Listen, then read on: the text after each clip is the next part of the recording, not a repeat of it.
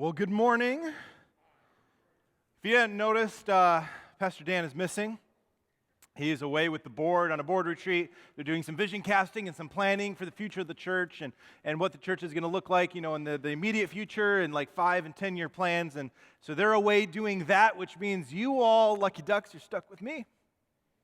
Sorry. We didn't tell you that before you got here. Now it's really awkward if you get up and leave. We're all watching. So... Oh man, but we've been talking about resolution, but before we get into that, this is the last week of the resolution series, and next week we are picking up, like I mentioned earlier, with this 1 + 1 = 1 marriage series. And we're really excited about this. We've got a couple by the name of Chris and Twyla Stanifer coming out from Rapid City to help us just talk about marriage with everyone here.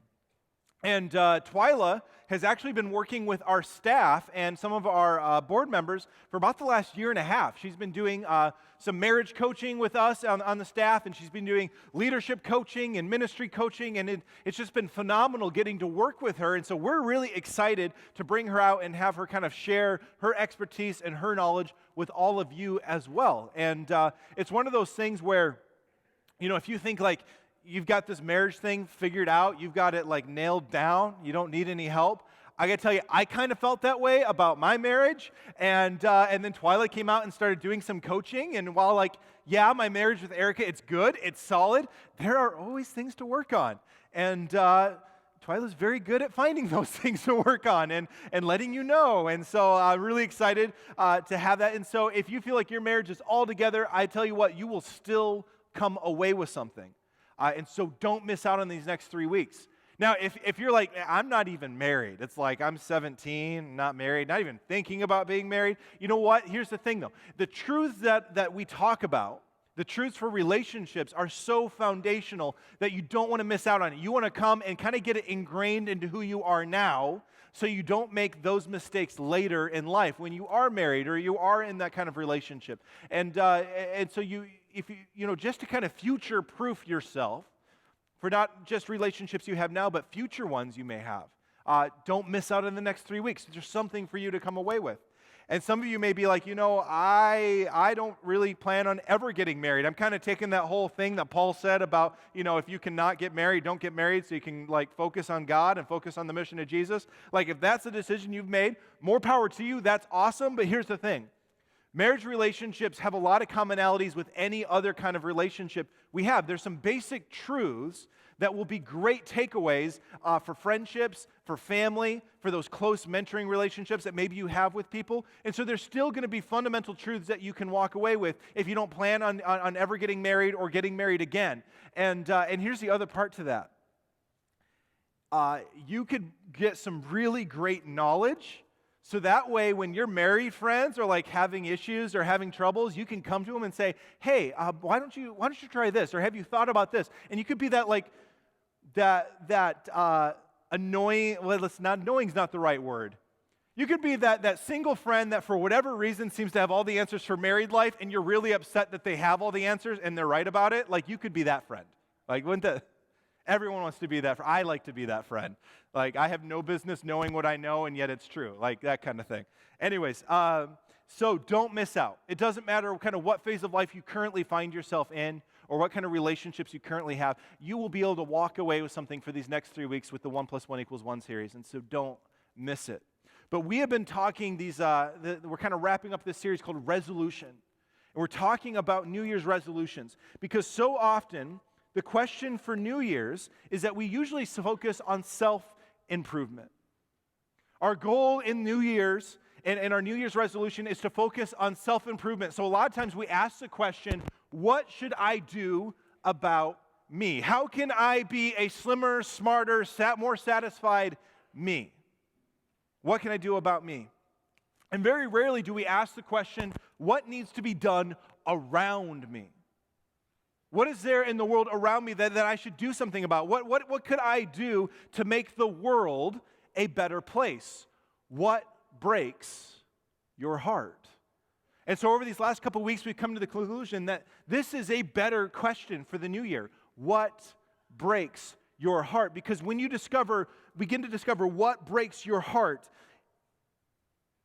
When you answer this question, if you ever wonder if you've ever wanted to know what to do with you, right? If you've ever wanted to know what to do outside of you, if you've ever wanted to know, what do you do things that are beyond you and your family, and you want to have an impact on the world, or at least a small part of the world, you have to answer the question, what breaks your heart? Because a lot of times we turn on the TV, and we see these things on the news, or we see these things through media, and then they're just disturbing to us. You're like, man, that's awful, and then it's click, and you move on. Or you look at things and like, oh, someone should really do something about that. Click. Oh, that's horrible. Click. I can't believe people are having to go through that. Click. And you just kind of keep scrolling through all these things. But every once in a while in life, you see something. You see a trend, an issue, a need, and it just rips at your heart. Just rips at your heart. And when you find that thing that just tugs at you, you've begun to realize the answer to this question of what breaks your heart. See, but the problem with this question is that this is a dangerous question. Because once you've answered it, once you've answered this question, and not only answered it, but you've decided to do something about it, it is going to cost you. Right? It's going to cost you. And so we talked about this last week, is that when you answer this question, now it requires something of you. It's going to require your time. It's going to require your money. It may cause you to miss opportunities. It may distract you from your family or the life that you are building. And here's the issue is once you step out into what breaks your heart, once you've stepped out of your comfort zone and you stepped into this discomfort, right, into the great unknown, even if you're not super connected, even if you're not super resourced, even if you don't think that you can make a big difference, even if you're just I just want to go and I want to make a little difference. Once you step out into this question, there's a tension. There's a tension between our life and the cost. Because it will cost you some life. Answering this question and stepping out into that question of what breaks your heart will cost you some life. And that's exactly what it costs you. And we talked about this last week. The reason this is so hard is because we are all, say it with me, we are all life savers. Right? We want to preserve and cling to what we have. I don't want to give up what I've got. I don't want to give up my life. We are life savers. And then to the rescue comes Jesus, and he says, whoever devotes themselves to themselves will have nothing but themselves to show for themselves. And that is such a disturbing thought, to end life with nothing more than yourself to show. Man, because we don't want to get to the end of life and have maintained the perfect weight and maintained the perfect schedule and had the perfect job and raised this perfect family, and we never went overweight, we never went into debt. And then you realize that you got to the end of your life and you didn't do anything for anybody else but you. Because at the end of your life, you would have leveraged your life for no one but you. And Jesus says that is a total loss, and he flips this whole idea, this whole thought on its head. And I'm gonna paraphrase what he said here, but essentially it's, you have devoted yourself. If you devote yourself to more than yourself, you will have more than yourself to show for yourself. See, there is something in all of us when we see that idea that, man, it just lights us up, this idea that we can get excited about it because all of a sudden there is something bigger than us. There's something more than us. We could get to the end of life and people will be lining up to thank us for this, be lining up to thank us for the thing that we devoted our life to. And if you can think of that specific thing that they would be thanking you for, the specific thing that you devoted yourself to, if you can answer that, then you have begun to discover the answer to the question of what has captured your heart. What breaks your heart? See, now whether you're a Jesus follower or not, you can have things that break your heart. You can have things that you want to devote yourself to. And everyone benefits from that. Like when someone's heart is broken and they step out into the world and they do something about it, whether they follow Jesus or not, everyone benefits from that. I mean, it's a good thing. But if you are a Jesus follower, if you are a Christian, there's a piece to this. There's a slice to this that is so very, very important. It is incredibly important to grasp and to understand this. Because today what I want to do is I want to kind of pick on Christians a bit. Because we as Christians, if we're not careful, we have this tendency to substitute devotion for action. Right? We substitute devotion, the vertical, with action, the horizontal.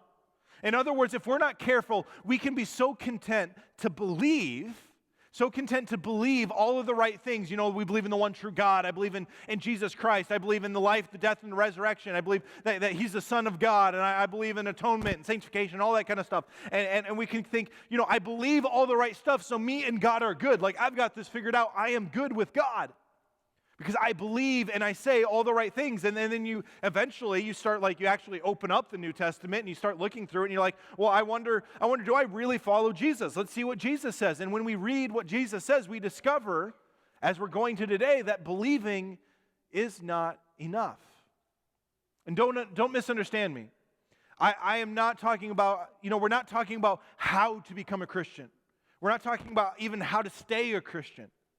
This is about what would it look like if you decided to stop being categorically a Christian and you stepped out and decided to follow Jesus. What would it look like if you decided to step out and follow Jesus? Because when you decide to actually follow Jesus, you will find that devotion is not enough and that belief is not enough. But believers are often content to believe something rather than do something. Maybe we need to stop calling it believers and we need to start calling it doers, right?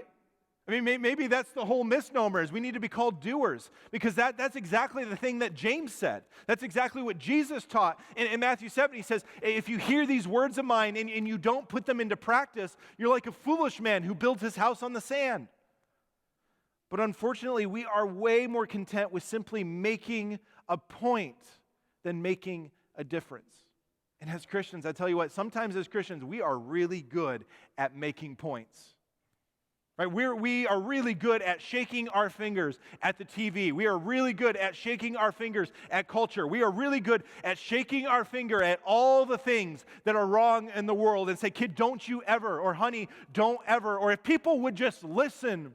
And we make point after point after point after point after point. But as we're about to discover, if all we do is make points, then we don't make a difference. And we are not good Christians. We are not good at following Jesus. So I want to look at one of the most familiar passages in the entirety of the New Testament. If you've ever been married, or if you've ever been to a wedding, you've probably heard a part of this passage. Not the part we're going to talk about, but the part that comes right after. Because the verses we're going to look at are way too disturbing to be read at a wedding. Right? But Paul wrote this. Paul wrote this in 1 Corinthians. Paul is this character, this man from the New Testament. He is so important to Christendom. Because Paul is the bridge from Judaism to Judaism. Paul is the bridge from Judaism to the Gentiles. And the Gentiles are us. It's me. It's you. And so he builds the bridge between the two.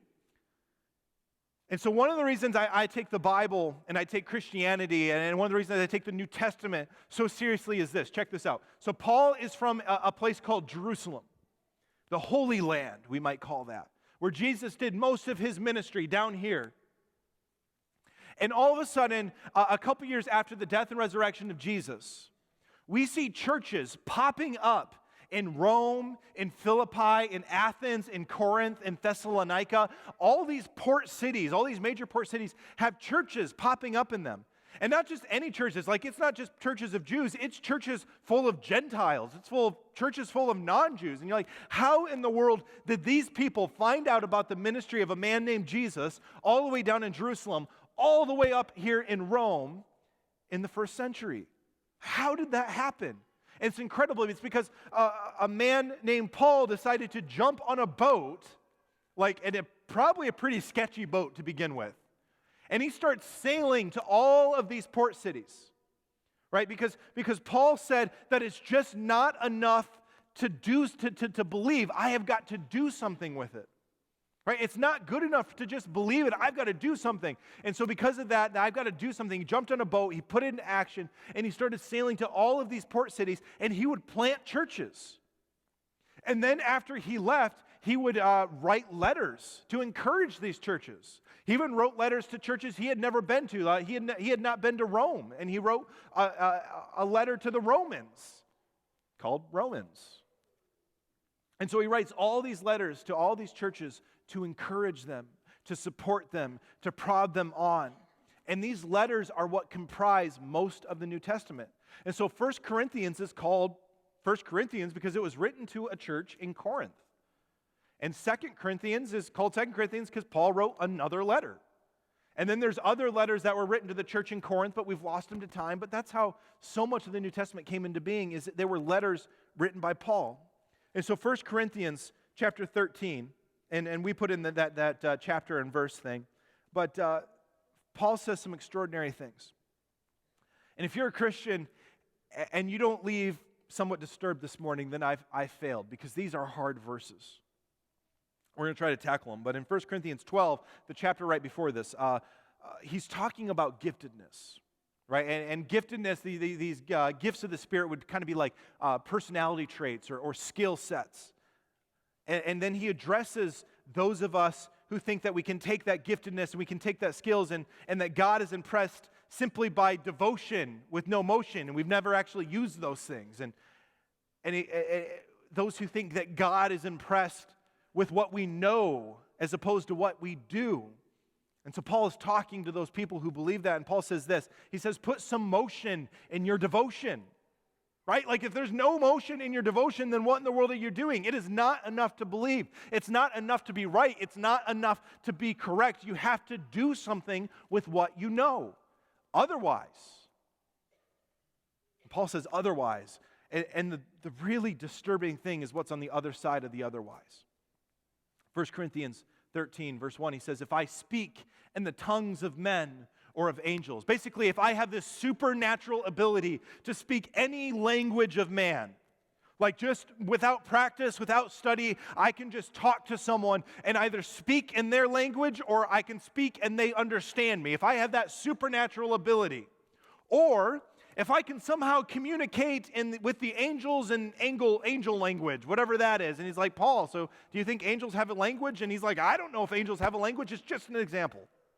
But if I can do all of this,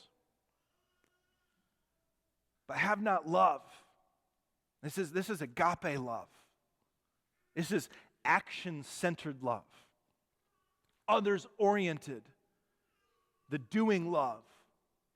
Agape love. And if you're wondering, agape is the Greek word that's used here. Agape. It's others-oriented. It's unconditional. It's a servant love.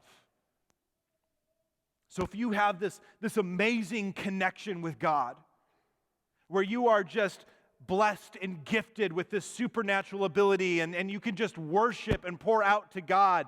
And you know, this is like that two-handed kind of worship, you know, the intimidating, you know, it's like you don't want to stand next to him because like you don't want to look bad, or you don't want to stand next to him because they kind of weird you out, you know, that level of worship, right? Like that two-handed worship, it's intimate, it's awe-inspiring, this connection that this person has with God, this vertical connection. But if you have that connection with God, but you don't have love, then I'm only a resounding gong or a clanging cymbal because it's all about me. So they're like, Paul, are you discounting the importance of a connection to God? Like, no, I'm discounting stopping there. I'm discounting measuring your devotion to God by this vertical thing and ignoring the horizontal thing. See, if you can worship your heart out, but from God's perspective, if you are ignoring the horizontal, then it's just noise. And he goes on. He says, if I have the gift of prophecy, you know, preaching, and you can fathom all mysteries and all knowledge, right? Like you're one of those Christians that you have got it all figured out. You have connected all the dots. And anytime someone says something, you know, I'm having a problem, like there's a verse for that. You know, I'm dealing with this. There's a verse for that. Like, I need to know there's a verse for that. There's a verse for that. There's a verse. You're like the Bible answer man, the Bible answer woman. You just got verse after verse after verse. You just know. You are so deep in the study. I mean, you just get it. It's like John 11, Lazarus, you know, the book of Daniel connecting with Revelation, and you got like color-coded charts and Second Coming, and you know the color of all the horses and all that good stuff. Like you are deep in the Bible. And I'll be honest with you, I loved that kind of like intense Bible study. Like that was my thing in high school and in college and even in ministry. I loved doing that kind of stuff. I wanted to be that person. And it's just like, so Paul, are you saying that level of study and knowledge and just depth of Scripture is not important? He's like, no, but you can't stop with that. He says, and if I have a faith that can move mountains, and we start to see him start using some hyperbole here. He's like, this is like that leader or that pastor who's just so sure that they are sure that they are sure that they are sure that they are right. Right? And they're able to pitch their voice, and they speak in a way that everyone pays attention, and everything they say it in such a way that it sounds like it just comes from the mouth of God. Right? And their faith is just so awe-inspiring that you're just like, well, I'm just going to follow that guy because he's got it figured out. Right? Like, yeah, just go there. His faith is huge. Their faith is huge. It's awe-inspiring. They're so confident they have it, they have to be right, but do not have love. So, Paul, are you saying that faith isn't important? That having this huge, awe-inspiring faith isn't important? He's like, no, but I'm saying it's incomplete. If you stop there, it's incomplete. You can be the most God-experienced, the most biblically minded, or both of those. You can be the man or woman who speaks, and people are just awed by your faith because it's so big.'t if you're that kind of person, and it does not express itself in unconditional, others-oriented, servant-oriented love, then he's soft-selling it, so he says, I am nothing. Uthen is the Greek word there, nothing. Uthen. Can you say uthen with me? Uthen. Oh, we got to wake up a little bit. Greek is fun. Like we've got agape already. Let's do another one. Can you say uthen? There we go. Nice. A little call and response here. Nothing. Uthen. I'm nothing. You can have all this experience. You can have all of this knowledge. You can be so sure that you're right, but not others focused in your love, and it's meaningless. It's uthen. You're nobody because it doesn't do anybody any good. See, last week we saw what it meant when you lacked purpose. That your experience is not enough, that your devotion is not enough, that your knowledge is not enough, that your public demonstration of faith is not enough. Like if you are content with making a point but never making a difference, do not think for a moment, this is Paul, he's like saying, do not think for a moment that your Heavenly Father is impressed with you. You are not a good Jesus follower. Like, man, Paul, that's heavy. That's hard. That's disturbing. Like, yeah, it is. And he goes on. I mean, he just keeps going with this hyperbole. He says, even if I give all my possessions to the poor, and this isn't like some consistent lifelong giving, this isn't habitual generosity, this isn't tithing, this is something monumental. I mean, we're talking like trumpets and fanfare. Like, this is something huge. I have sold everything I have, and in this moment, I am giving everything to the poor. And people are like, did you hear what Paul did? I mean, he sold everything, and he's giving it to the poor. Did you see what Paul did? Did you know? Did you know that he... But when you do that, and it's not grounded in love, it's about you. It's about the giver. It's not about the receiver. And we see Paul continuing on this, is that if you give all your possessions to the poor and give over my body to the hardship that I may boast. And some of your translations may say body to be burned. He's kind of playing with the Greek there a little bit, but basically the idea that I've given my body to be sold as a slave. I have sold myself into slavery and then taken the money and given it to the poor. I mean, I have done the ultimate emptying of any value that I have to give to the poor, that I may boast. I gain nothing. This is a different word here. This is uden. Say uden. Getting better at that. So we got uthen and we've got uden. No matter what you do, no matter what you've experienced, if there is not some part of you that is not wading into the messiness of other people to help other people, you are Uden and Uthen. You are nothing and worthless, and your faith has no value because it's all about you. And you may be going, man, here I am thinking, we're 2 weeks into the new year, and I have gotten up like every morning for the last 10 days straight, gotten up early to spend some time with God. I've gotten up, for the last 14 days straight, early to spend some time with God, and you're telling me that that's worthless? Well, no, it's not worth it. It's still a good thing. Like, keep doing that. It's a good thing, but Paul says don't fool yourself into thinking that that is enough. Because even the most disciplined people at raising their family or maintaining the home, it's still, when you do all those things, ultimately it's still about you, isn't it? It's about your kids, your grandkids, and you shouldn't stop doing that thing. But if it stops there, then it is good for nothing. It's still good. They're good things to do. But if it's all about you and your relationship with God, then ultimately it is good for nothing. You cannot measure your devotion for God in terms of what you do for you. Now, the context of these verses has been very, very first century. And so there were some people that wanted to kind of paraphrase it into a modern context. And so let's look at this. It says, if I raise perfect children, I maintain the perfect schedule and maintain my ideal weight, but do not have love, then I am nothing more than a leaf blower at 6:30 on a Saturday morning. If I drive an electric car and I wear Toms and I decline any coffee that isn't fair trade, but do not have love, then I am nothing more than an obnoxious ringtone in a crowded movie theater. If I take my family to the Holy Land and I leave New Testaments in every room on the way, but do not have love, I am nothing more than a middle school girls playlist. Here's the point. Devotion to God does not stop at moral, behavioral perfection. Devotion to God does not stop at sinlessness. Devotion to God does not end with, I have a clear conscience. Devotion for God isn't measured in, God, I made it the whole day and I didn't even sin. God, I made it the whole day and I didn't look. God, I made it the whole day and I didn't drink. God, I made it the whole day and I didn't. Or God, I did. God, I made it through the whole day. Aren't you pleased with me? Look at what I did. Look at what I didn't do.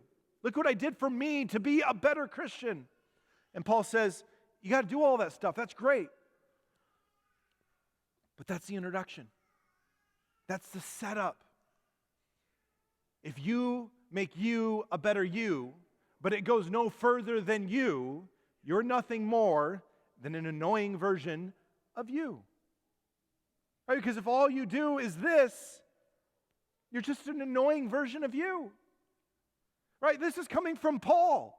Paul is the guy, who took Judaism to Judaism. Paul is the guy who knows. This is the guy who was so right that God allowed him to write most of the New Testament. He knows what he's talking about. So you've got to put your devotion in motion. If your devotion is not in motion, then what do you think it is? Devotion to God is ultimately authenticated by your love for others. Not a love for God in terms of this internal vertical sense. When your faith goes no further than your private internal devotion, when your faith goes no further than how am I doing, God? When your faith stops at my attempt to make me more godly, our message to the world is this, that we know it all and we're better than you all. We know it all. Oh, you shouldn't do that. I got a verse for that. And we're better than you all. Oh, I don't do that. I don't go there. I don't spend time with those people. I don't put that in my body. My body's a temple. And now that you've got all that stuff figured out, why don't you come hang out with us? It'll be fun. Let me tell you this, because this is huge. Jesus is irresistible. Right? Jesus is irresistible. Anything that you or others are resisting about Jesus is not Jesus. It's probably us. Because who could resist grace? Who could resist forgiveness? Who could resist, hey, let's start at where you're at and take baby steps? See, when we get confused and we think that our devotion to God is measured in terms of that only come back to how am I doing? It's measured in terms of me. When it ends there, our message to the world is basically, I know it all. Come join us and you can know it all too. And I'm better than you all. Come be like us, but first get some stuff figured out. You're not quite there yet. See, the example God gave us is not a God who believed something, but a God who did something. He stepped into our mess and He did something. He sacrificed. He intervened into our mess for our benefit. Your devotion for God and my devotion for God is incomplete until we put motion with our devotion. Because again, your devotion for God is ultimately authenticated to God and to others by your love for others. There is something in all religious people, back to ancient times. There's something in us that we want to keep that relationship with God vertical. Because when it's vertical, we control it. When it's vertical, as long as I come up with a system where I feel that I am in God's good graces, then I'm good. I'm done. And when it's vertical, it gets to stay there. But Jesus came and He says, you know what? If you want to be my follower, guess what? It's a new day. We're shaking things up. Because you can no longer rate, you can no longer gauge, you can no longer measure your devotion for God vertically. Now, it's horizontal. It's as you do unto them, you do for me. Until you do for them, do not waste your time telling me what you've done for me. And what if that had been the posture of the church over the course of history? Through all of history, what if that had been the posture and the mentality of the church? What if the only thing that people resisted about the church was that we believe that Jesus is the Son of God? No one has ever resisted the church because we love too much. No one has ever resisted the church because we are so welcoming. No one has ever resisted the church because we are so willing to carry each other's burdens. No one has resisted Jesus or the church because we are so forgiving, so open, so gracious. What people find easy to resist about me, about you, about Christians, is that we know it all and we're better than you all.